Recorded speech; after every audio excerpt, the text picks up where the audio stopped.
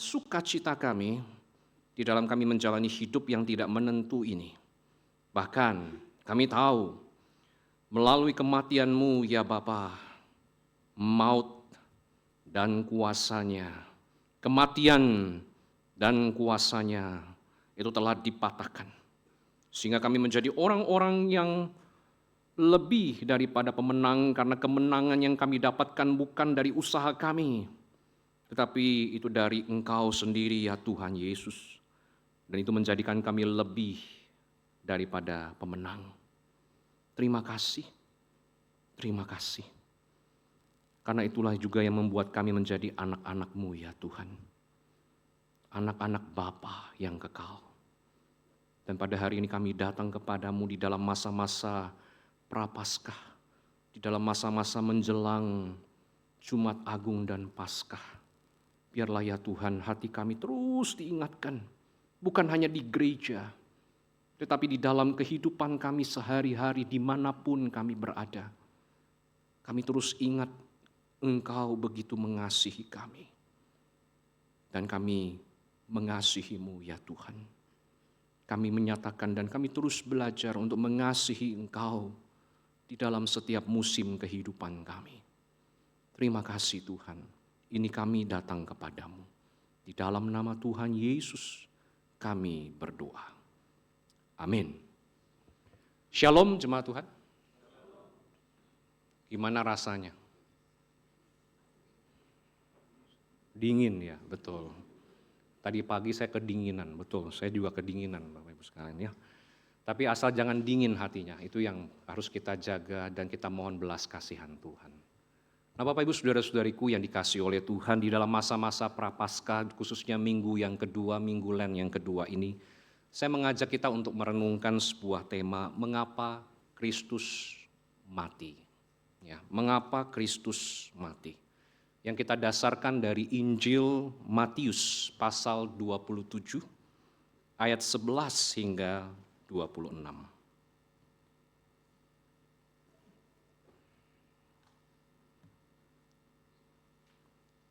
Injil Matius pasal 27 ayat yang 11 hingga 26, ayat yang ganjil akan saya bacakan setelah itu Bapak Ibu sekalian, ayat yang genap silakan Bapak Ibu saudara-saudari bisa membacakannya demikian seterusnya hingga ayat yang ke-26. Matius pasal 27 ayat yang ke-11 hingga 26. Ganjil oleh saya, genap oleh Bapak Ibu saudara-saudari, demikian seterusnya hingga ayat yang ke-26. Mari kita memperhatikan nats Alkitab ini. Ayat yang ke-11. Ketika Yesus berdiri di hadapan gubernur, gubernur itu bertanya kepadanya, "Engkaukah raja orang Yahudi?" Jawab Yesus, "Engkau sendiri mengatakannya."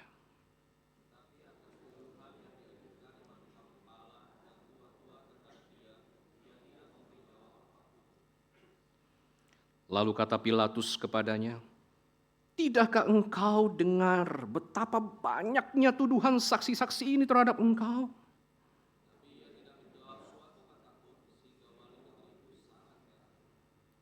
Telah menjadi kebiasaan bagi gubernur untuk membebaskan satu orang tahanan pada tiap hari raya itu atas pilihan orang banyak.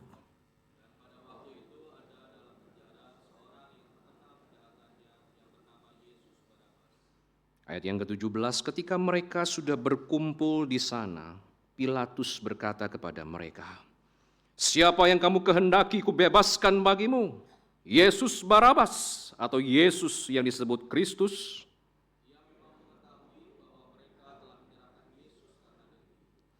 Ketika Pilatus sedang duduk di kursi pengadilan, istrinya mengirim pesan kepadanya, "Jangan engkau mencampuri perkara orang benar itu, sebab karena dia aku sangat menderita dalam mimpi tadi malam."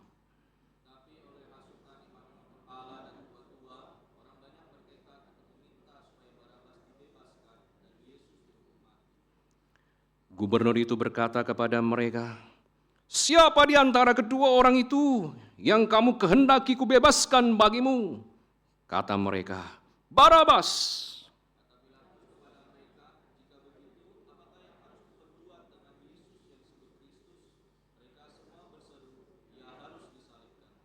Katanya, namun kejahatan apakah yang telah dilakukannya? Mereka malahan semakin keras berteriak, ia harus disalibkan.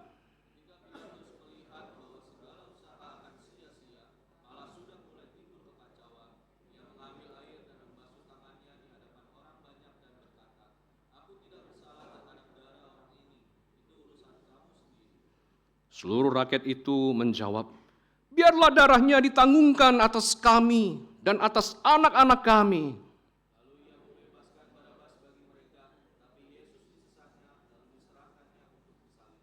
Ya, demikian pembacaan firman Tuhan. Nah, Bapak Ibu saudara-saudariku yang dikasihi oleh Tuhan, kalau kita coba renungkan pertanyaan mengapa Kristus mati, kira-kira apa yang terlintas dalam pikiran kita?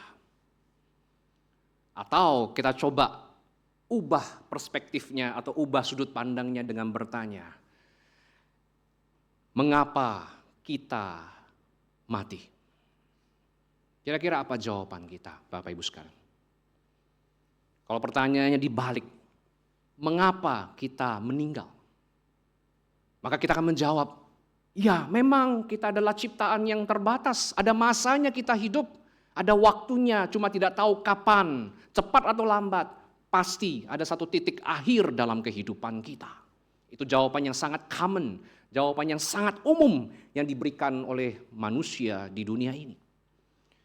Nah, coba kita bandingkan dengan beberapa tokoh di sini, Bapak Ibu sekalian. Yang pertama, coba kita lihat yang namanya seorang yang bernama David Hume, Bapak Ibu sekalian. Dia adalah seorang filsuf berkebangsaan Skotlandia yang hidup kira-kira pada abad yang ke-18 dan pada saat itu, Bapak Ibu sekalian, dia dikenal sebagai seorang yang skeptis. Jadi jelas ketika orang mendengar kata David Hume, maka orang akan tahu itu adalah berbicara mengenai seorang tokoh yang meragukan segalanya. Termasuk juga tentang iman kekristenan. Meragukan apa yang dikatakan di dalam kitab suci atau Alkitab itu Bapak Ibu sekalian. Nah, yang ingin coba saya sharingkan di sini adalah tentang sebuah cerita nyata di mana dia sedang ada di samping ranjang mamanya yang sedang sekarat. Dan diceritakan bahwa di dalam kondisi seperti itu, Ibu Hume itu kemudian berkata kepada anaknya yang terkasih itu, kamu telah mengambil imanku dan sekarang kamu tidak memberi ibu apa-apa sebagai gantinya. Saya ulangi perkataannya, kamu telah mengambil imanku dan sekarang kamu tidak memberi ibu apa-apa sebagai gantinya. Bapak Ibu saudara-saudara, ternyata apa yang diyakini oleh Hume di dalam kehidupannya itu kemudian menular ke mamanya.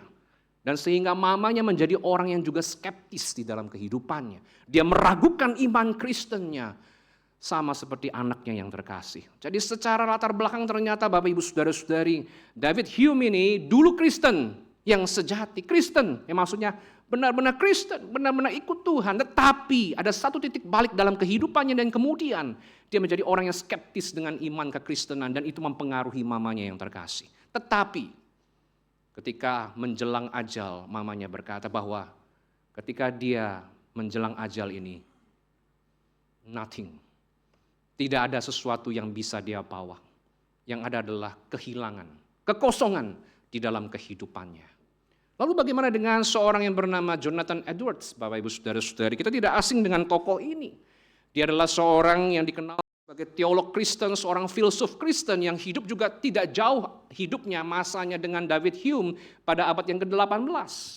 Dan Bapak Ibu saudara-saudari, ketika dia sedang sekarat karena penyakit cacar, kemudian dia memberikan beberapa arahan terakhir, mengucapkan selamat tinggal kepada putrinya dan kemudian dia mengucapkan selamat tinggal, menghembuskan nafas yang terakhirnya dan berkata, di manakah Yesus, sahabatku yang tak pernah meninggalkanku? Bapak Ibu saudara-saudari, dua tokoh besar ini, tetapi juga dua respon yang berbeda mengenai kematian. Yang satu mengalami kekosongan, kehilangan, bukan masalah nyawanya yang hilang tetapi imannya kepada Yesus itu hilang. Tetapi Jonathan Edwards di dalam kehidupannya, dia juga mengalami kematian. Tetapi responnya berbeda. Dia bisa berkata, memang aku akan meninggal, nyawa tidak ada lagi. Maksudnya dalam pengertian tidak di dalam fisiknya. Tetapi dia tahu, dia akan bertemu dengan siapa. Justru dalam kehilangannya, dia mendapatkan Tuhan. Nah Bapak Ibu Saudara-saudariku, itulah yang namanya kematian, bukan? Sesuatu yang semua manusia alami. Tetapi di dalam momen itulah Bapak Ibu sekalian, itu akan mengungkapkan siapa diri kita yang sebenarnya. Dan itulah yang juga akan diungkapkan di hadapan Tuhan Sang Pencipta dan Hakim itu. Nah jemaat yang dikasihi oleh Tuhan, itulah yang namanya kematian dan kita bisa menjawab, memang kita mati karena memang kita adalah manusia yang fana. Tetapi sebagai orang percaya yang yakin dengan kebenaran kitab suci, kita bisa berkata bahwa kita mati, kita meninggal itu karena apa? Karena dosa Bapak Ibu Saudara-saudari. Jadi bukan sesuatu yang main-main dalam kehidupan ini. Bicara tentang dosa adalah hal yang serius di mata Allah. Sehingga kita pun sebagai manusia memandang dosa juga dengan cara yang sama. Yaitu sebagai hal yang serius, bobrok, dan sangat-sangat rusak Bapak Ibu sekalian. Sehingga di dalam hal inilah kemudian coba kita renungkan Bapak Ibu sekalian. Mengapa Kristus mati? Tadi mengapa kita meninggal, kita mati? Sekarang mengapa Kristus mati?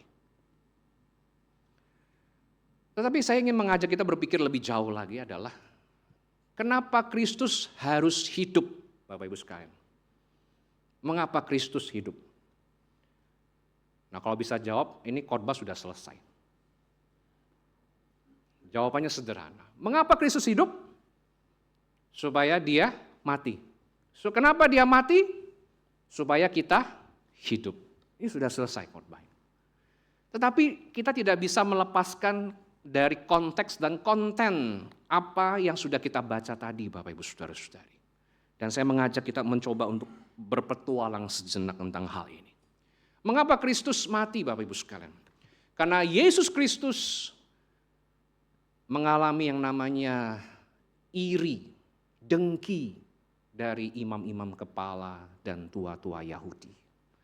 Yesus Kristus mati karena imam-imam kepala dan tua-tua Yahudi yang iri dengki kepadanya. Nah dengan sikap hati yang demikian, maka kemudian kita lihat di ayat yang kedua, ya, di ayat yang kemudian kita lihat juga di situ di dalam Matius pasal 27 ayat yang ke-12. Itu dikatakan tuduhan. Jadi dengan sikap hati yang iri dengki itu Bapak Ibu Saudara-saudari, mereka menuduh Tuhan Yesus. Mereka menyatakan kesalahan Tuhan Yesus ini seperti ini. Dan kita tahu sebagai orang yang telah membaca Alkitab, mempelajari kebudayaan Yahudi dan religinya, keyakinan orang Yahudi, maka kita tahu apa yang menjadi sumber masalah, yaitu apa? Karena Yesus dianggap sebagai orang yang menista atau menghujat Allah, karena dia menyatakan dirinya sebagai Allah. Nah itu menjadi sebuah alasan teologis Bapak Ibu sekalian, untuk orang-orang Yahudi, khususnya imam-imam kepala dan tua-tua Yahudi pada saat itu untuk menuduh Tuhan Yesus dan membuat Tuhan Yesus dihukum. Tapi tunggu sebentar. Bagi orang Romawi, alasan ini tidak signifikan. Alasan ini tidak masuk akal bagi mereka. Kenapa?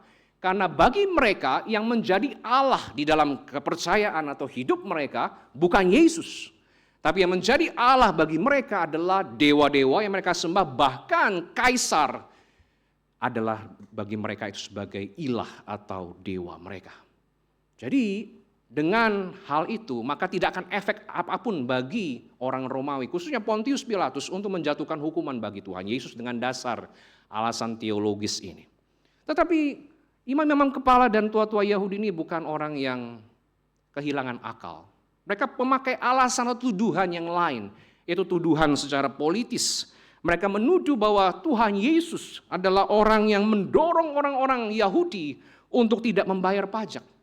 Mereka menuduh Tuhan Yesus itu menyatakan diri sebagai raja, menjadi saingan bagi kaisar.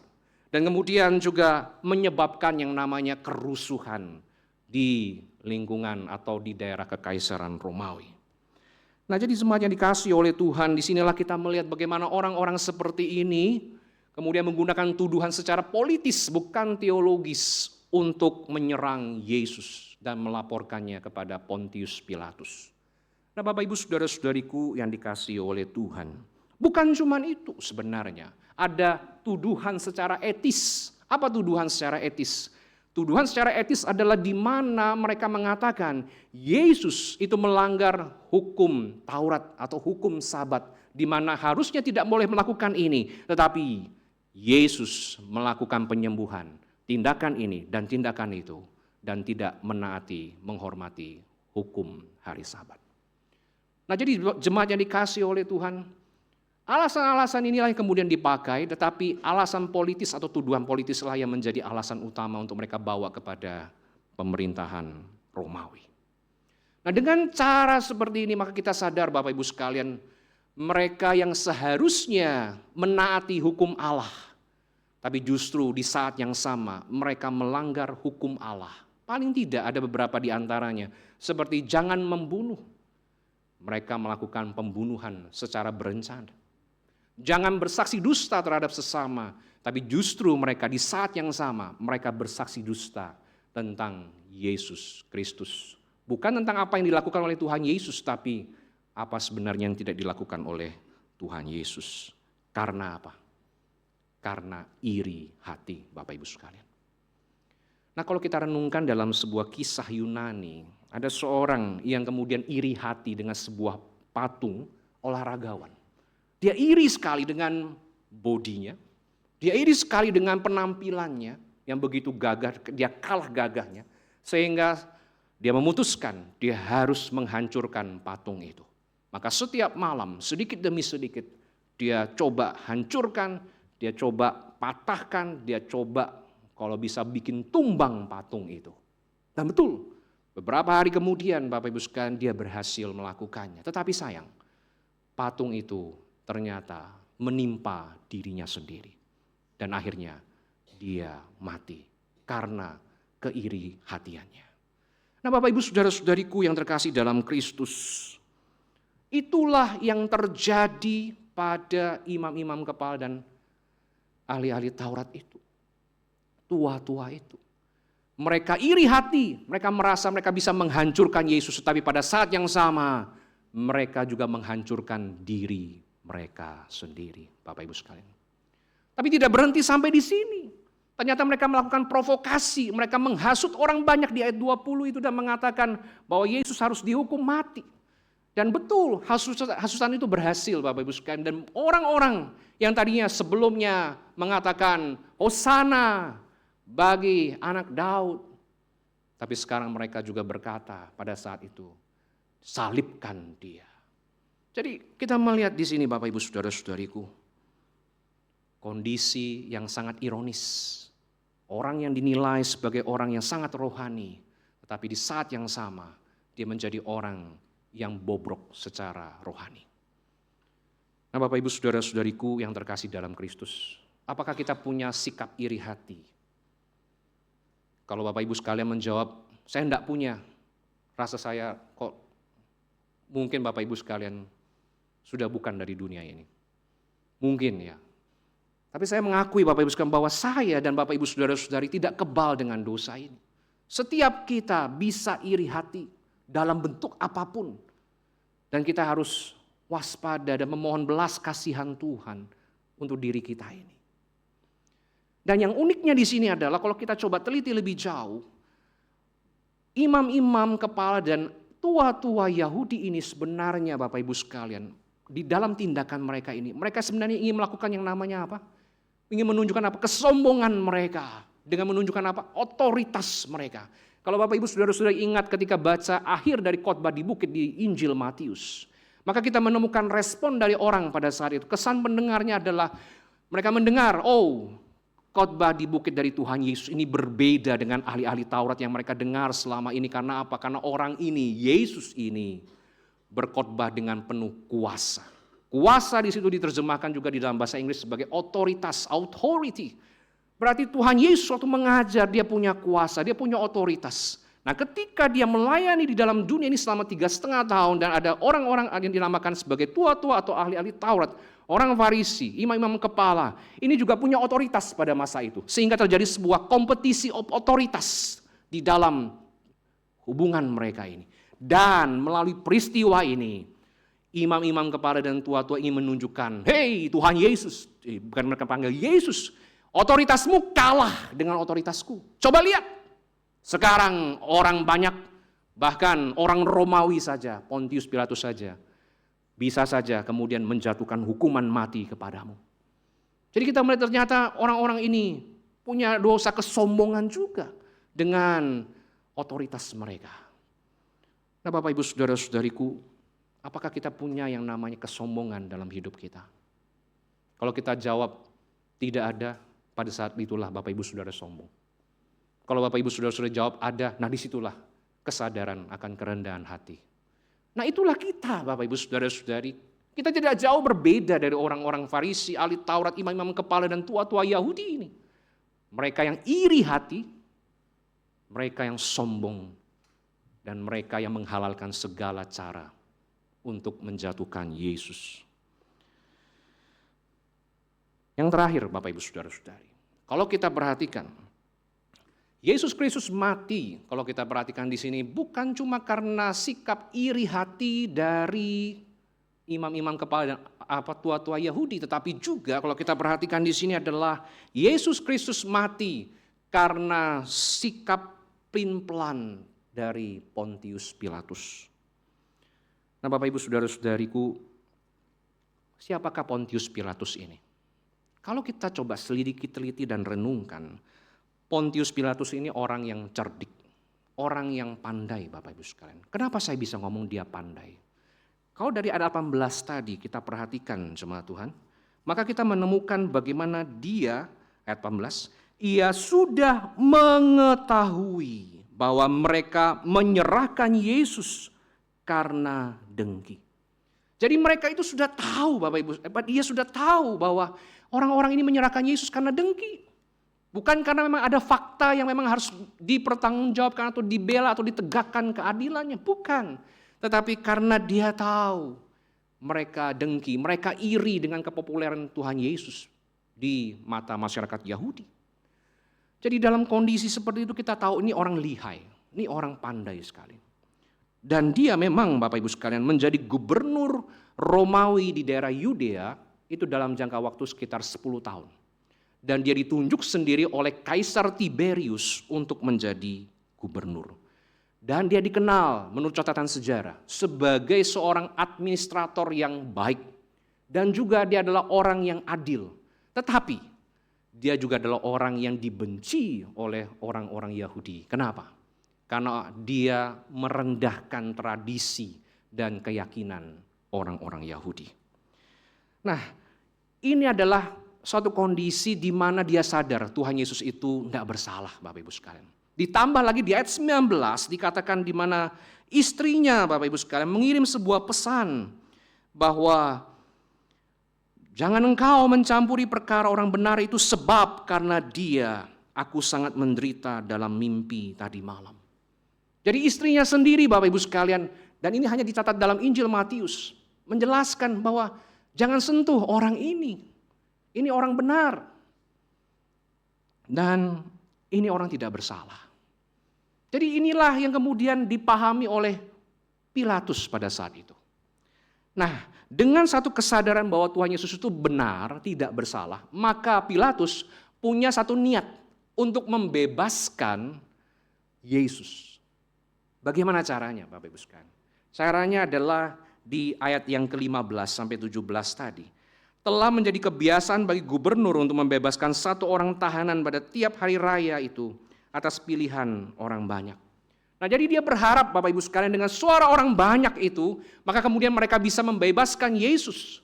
Dan dengan dasar suara terbanyak itulah kemudian Pilatus bisa memutuskan Yesus bebas dan tidak perlu disalib jemaat Tuhan. Tetapi kita sadari Bapak Ibu sekalian bahwa ternyata tidak sesederhana itu Bapak Ibu sekalian.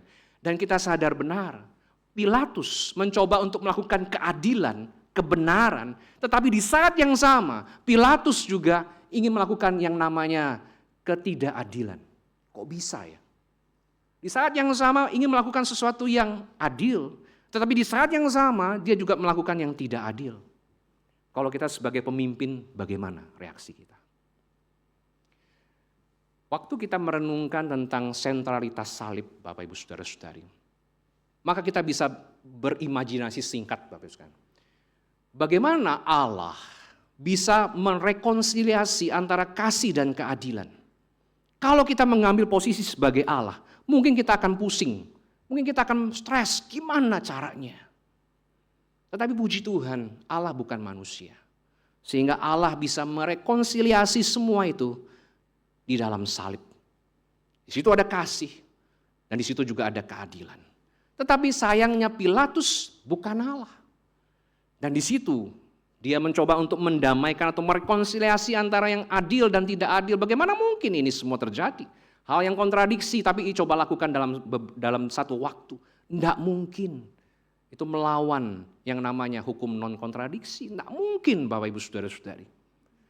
Nah di dalam kondisi inilah kemudian Bapak Ibu Saudara-saudariku yang terkasih dalam Kristus. Akhirnya Pilatus itu dengan kepelimpanannya dia akhirnya memutuskan untuk Tuhan Yesus disalib. Ini ironis Bapak Ibu sekalian. Karena waktu Pilatus menawarkan supaya mereka memilih antara Barabas dan Yesus. Mereka memilih Barabas. Itu adalah satu hal yang sangat ironis. Dan itu yang kita lakukan sebagai manusia. Maksudnya bagaimana? Begini. Arti kata dari Barabas dalam bahasa Aram adalah anak laki-laki bapa. Yesus kita tahu dia adalah anak tunggal bapa. Tetapi ketika diperhadapkan dengan orang banyak ini memilih Barabas. Anak laki-laki bapa. Yang dianggap sebagai hero, sebagai pahlawan, punya kuasa, punya pengaruh, terkenal, populer. Tapi mereka tidak memilih Yesus yang adalah anak tunggal Bapa, yang dimana keselamatan itu di dalam Dia. Bapak Ibu Saudara-saudariku, mungkin kita berpikir kita tidak seperti itu kok. Tapi izinkan saya untuk mengajak kita merenungkan, berpikir lebih lanjut. Mungkin dalam hidup kita tidak terang-terangan memilih seperti orang banyak itu. Tapi Bapak Ibu sekalian, pernahkah kita berpikir, kadang-kadang kita bisa menjadi orang-orang yang ateis, tapi ateis secara praktis, bukan di dalam filosofi kita. Oh kita tahu Tuhan itu ada, yes.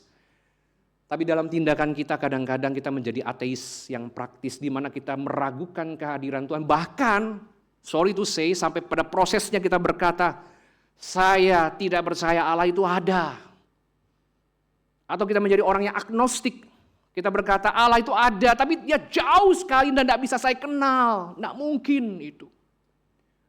Bapak Ibu Saudara-saudari, mungkin kehidupan kita dalam masalah kehidupan kita itu bisa membuat kita merasakan hal demikian. Ateis praktis, agnostik praktis.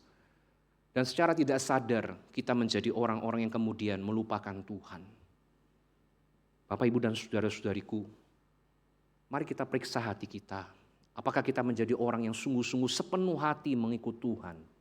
Atau kita setengah-setengah di dalam mengikut Tuhan? Nah, mungkin kita bertanya-tanya Bapak Ibu sekalian, kok Pilatus cepat sekali berubah ya? Bukankah tadi dia ingin menyelamatkan Yesus? Kok sekarang dia membiarkan Yesus disalibkan? Begini Bapak Ibu sekalian, ternyata berdasarkan catatan sejarah dunia, ada satu masa di mana orang-orang Yahudi itu melaporkan tindakan dari Pilatus yang merendahkan atau mencemooh orang Yahudi di dalam keyakinannya kepada Kaisar. Dan pas Kaisar mendengarkannya dan dia panggil Pilatus menghadap ke Roma. Ketika dia dipanggil, dia tahu ini jabatannya bisa terancam. Nah kalau terancam ini bahaya. Jadi bagaimana Bapak Ibu sekalian? Dan dia dapat teguran. Dia harus menjaga perdamaian di daerah kekaisaran Romawi yang biasa dikenal dengan Pax Romana. Jadi seluruh kekaisaran Romawi itu harus damai. Kalau ada orang-orang yang memberontak harus cepat diselesaikan. Dan kalau ada yang kerusuhan atau ada riuh-riuh harus segera diatasi. Kenapa? Karena kalau enggak Ini bisa bahaya. Dan Pontius Pilatus takut kalau dia dilaporkan lagi seperti itu. Maka dia mengambil tindakan, mendengarkan suara orang banyak. Tetapi sebelum dia mengambil keputusan Bapak Ibu sekalian, ternyata di ayat yang ke-24 dikatakan bahwa dia mengambil air dan membasuh tangannya di hadapan orang banyak dan berkata, "Aku tidak bersalah terhadap darah orang ini. Ini urusan kamu sendiri." Nah, jemaat Tuhan, mencuci tangan kita lakukan setiap hari, bukan? Tapi mencuci tangan di sini punya makna simbolis dalam kebudayaan orang Yahudi. Jadi Pilatus pakai kebudayaan orang Yahudi untuk membenarkan apa yang dia lakukan. Jadi sebenarnya di dalam kitab Ulangan pasal 21 menjelaskan bahwa cuci tangan itu maksudnya adalah untuk membebaskan orang yang tidak bersalah dari akibat hukuman atau akibat kematian yang tidak sah. Jadi dengan mencuci tangan maka dia tidak akan mendapatkan kematian. Tapi Bapak Ibu sekalian, Pilatus ketika melakukan hal ini maknanya jadi berbeda. Dia bukan membebaskan orang, tapi justru dia membebaskan dirinya sendiri dari hal yang harusnya dia bertanggung jawab untuk memutuskannya. Dan Tuhan Yesus tidak pernah layak sama sekali untuk mendapatkan hukuman mati dengan tuduhan-tuduhan politis tadi. Karena apa? Karena tidak ada kejahatan ketika diperiksa oleh Pilatus. Nah, jemaatnya dikasih oleh Tuhan. Disinilah kita melihat bagaimana pimplannya Pilatus. Dia takut kepada orang banyak. Bahkan di dalam kitab Markus pasal 15 ayat 15 mengatakan apa? Dia mencoba untuk memuaskan hati orang banyak, Bapak Ibu sekalian. Bahkan di Yohanes pasal 19 ayat 12 dikatakan, dia takut dilaporkan ke kaisar sehingga dia harus jaga perdamaian, jaga kondisi damai ini, dan dia harus mendengarkan suara orang banyak supaya tidak terjadi kerusuhan. Nah, jemaat yang dikasihi oleh Tuhan, bagaimana hati kita pada saat ini? Apakah kita menjadi orang-orang yang pelin-pelan dalam kehidupan kita? Kita ngomong ini, tapi kemudian kita lakukan yang lain. Kita janji yang ini, tapi kita lakukan yang lain. Atau Bapak Ibu Saudara-saudari, kita menjadi orang-orang yang, maaf kata, kita menjadi orang-orang yang menjilat orang lain untuk kepentingan kita, padahal itu adalah sesuatu yang lebay, sesuatu yang berlebihan dan tidak benar sepenuhnya. Bahkan di dalam ungkapan Mandarin ada satu istilah Bapak Ibu sekalian yang diterjemahkan agak sedikit kasar. Jangan kita menjadi orang yang menjilat pantat orang lain. Sampai sebegitunya, begitu parahnya yang namanya menjilat itu. Nah, Bapak Ibu Saudara-saudariku yang terkasih dalam Kristus, mari kita belajar menjadi orang yang punya prinsip dalam kehidupan ini. Walaupun saya tahu itu tidak mudah. Menyatakan yang benar dengan penuh hikmat, dengan penuh kasih. Menyatakan kasih dengan benar, itu adalah sesuatu hal yang harus kita jalani dalam kehidupan kita. Di dalam pekerjaan kita, di dalam kehidupan kita berumah tangga. Dan belajar juga untuk tidak menyalahkan orang lain. Kenapa? Karena Pilatus terkesan sekali, sangat nyata sekali. Dia mencoba berkelit, tidak mengambil tanggung jawabnya dan melemparkan itu ke orang lain melalui cuci tangannya itu. Bapak Ibu Saudara-saudari, mari kita belajar untuk menjadi orang-orang yang tidak melemparkan kesalahan kepada orang lain. Kita menjadi orang-orang yang memang kalau kita salah, kita akui. Kita tanggung jawab dengan hal itu. Jangan lari, jangan lemparkan atau cari scapegoat untuk kepada orang lain. Bapak Ibu Saudara-saudari, kalau dunia mengajarkan hal itu, maka kita berbeda dengan hal itu. Dan mohon belas kasihan Tuhan untuk hal itu. Nah, kalau kita mendengar semua ini, maka kita sadar bahwa Yesus mati. Kenapa Bapak Ibu sekalian? Karena dosa-dosa kita. Karena keiri hatian imam-imam kepala dan tua-tua Yahudi. Karena apa? Karena kepelimplanan dari Pontius Pilatus. Karena takutnya Pontius Pilatus kepada manusia daripada dia takut akan Tuhan. Jemaat yang dikasihi Tuhan, saya akan menutup renungan pada hari ini dengan satu ungkapan atau satu statement dari John Stott seperti ini. Mari kita baca bersama dalam bahasa Indonesianya. 2, 3. pengungkapan kejahatan manusia. Tetapi pada saat yang sama, hal itu adalah penyataan dari tujuan ilahi untuk mengatasi kejahatan manusia yang terungkap demikian. Kalau kita lihat salib, Bapak Ibu Saudara-saudari, itu adalah exposure, Bapak sekalian. Tentang apa? Kejahatan manusia. Jadi kalau kita lihat salib, kejahatan manusia di situ. Ditanggungkan di situ, Bapak Ibu sekalian. Termasuk dosa-dosa kita. Jadi kalau kita lihat salib, Bapak Ibu sekalian, bukan cuma masalah hukumannya. Tapi kita lihat di situ dosa kita. Itulah kita yang seharusnya. Kalau kita berkata, Tuhan Yesus kenapa mati? Kita bisa jawab, karena dia mengasihi kita. Yes, betul. Karena dia ingin menebus kita, betul. Tapi jangan lupa sisi yang lain. Ada dosa-dosa kita. Yang kita tidak bisa tanggung sendiri dan tidak mungkin kita bisa lepas dari jerat dosa itu. Dan hanya Tuhan Yesus yang bisa melepaskan kita. Jadi ini adalah sesuatu yang sisi ganda, bersifat ganda Bapak sekalian. Salib mengungkapkan kejahatan manusia, betul. Tapi di saat yang sama, itu juga adalah pengungkapan tentang tujuan ilahi yang mengatasi kejahatan manusia yang tidak bisa manusia atasi dengan usahanya. Biarlah kita terus merenungkan hal ini. Mari kita berdoa. Mari kita berdiam sejenak.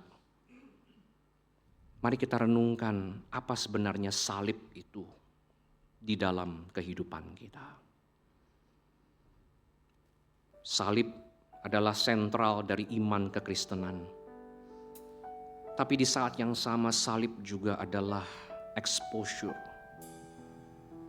Pengungkapan dari seluruh kejahatan manusia. Tidak ada satu dosa pun yang tidak bisa Tuhan tanggung. Tidak ada satupun dosa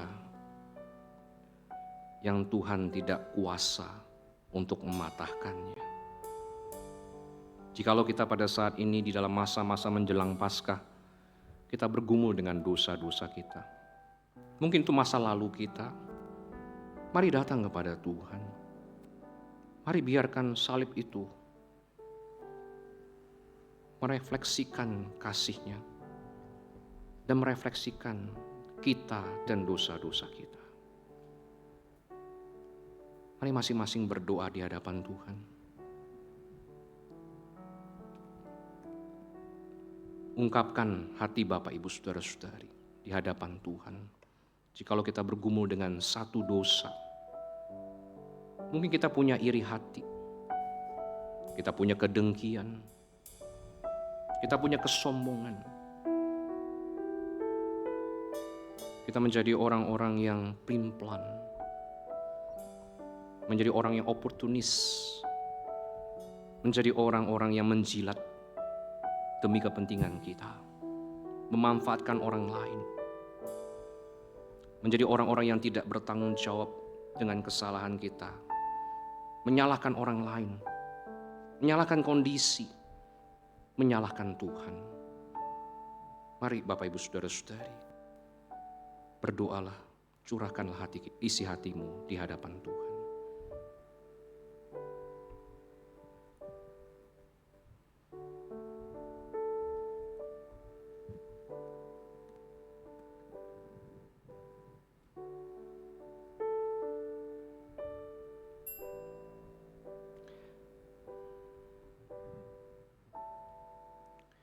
Karena salib-Mu ku hidup, karena salib-Mu ku menang. Engkau yang berkuasa, sanggup untuk melakukan mujizat-Mu. Saya undang kita bangkit berdiri bersama. Ku hidup karena salib-Mu, ku menang. Engkau yang berkuasa, sanggup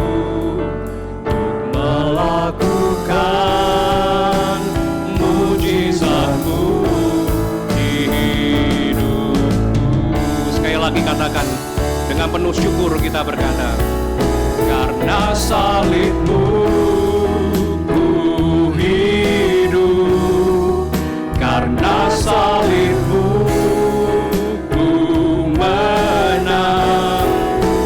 Engkau yang berkuasa sanggup untuk melakukan mujizat-Mu. karena Salibmu ku hidup, karena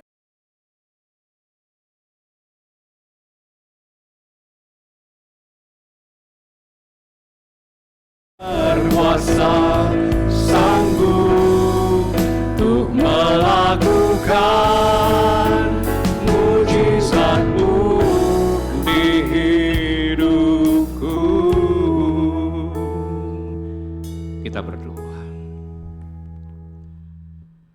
Kami bersyukur ya Tuhan untuk karya-Mu yang bukan cuma sekedar kata-kata manis, tapi karya-Mu yang agung dan mulia itulah yang kemudian menjadikan kami sebagai orang-orang yang penuh dengan syukur, sekalipun menghadapi lembah yang kelam. Menjadikan orang-orang seperti kami, sebagai orang yang diberkati sekalipun menghadapi masa-masa yang lemah dan penuh dengan kehilangan. Bapa Surgawi, biarkan dalam masa-masa menjelang Jumat Agung dan Paskah, kami terus diingatkan di tengah-tengah kesibukan kami. Kami terus diingatkan, disadarkan bahwa salib Kristus itulah yang menjadi sentral dalam iman kami, tetapi juga sekaligus menjadi sebuah pengungkapan segala kejahatan manusia, dosa kami.